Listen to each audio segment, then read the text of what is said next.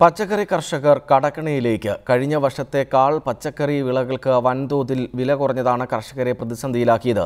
ഇതുമൂലം കാർഷിക ആവശ്യത്തിനെടുത്ത വായ്പ പോലും തിരിച്ചടയ്ക്കാൻ കഴിയാത്ത അവസ്ഥയിലാണ് കർഷകർ.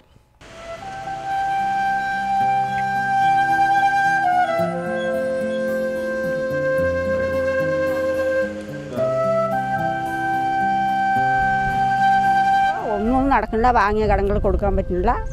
പലിശക്കല്ലെടുത്ത് ഞങ്ങൾ ഇറക്കിയിരിക്കുന്നത്. അപ്പോൾ എല്ലാം ബെൻഡിങ്ങായി നിൽക്കുന്നുണ്ട്. ആകെയുള്ള 60 സെന്റ് സ്ഥലത്ത് പയർ കൃഷി നടത്തി ഉപജീവനം നടത്തുന്ന പാലക്കാട് എലവഞ്ചേരിയിലെ സുശീലയുടെ വാക്കുകളാണിത്. ഇവരെപ്പോലെ നൂറുകണക്കിന് ചെറുകിട കർഷകരാണ് പച്ചക്കറി വിളകൾക്ക് ന്യായവില കിട്ടാത്തതിനെ തുടർന്ന് കടക്കണിയിലായത്. കഴിഞ്ഞ വർഷം ലഭിച്ച വിലയുടെ പകുതി മാത്രമേ ഇത്തവണ വിളകൾക്ക് ലഭിച്ചുള്ളൂ എന്നതിനാൽ ഉൽപാദന ചെലവ് പോലും കിട്ടാത്ത അവസ്ഥ. വായ്പയെടുത്ത് കൃഷി ചെയ്തവർ കടക്കണിയിലുമായി.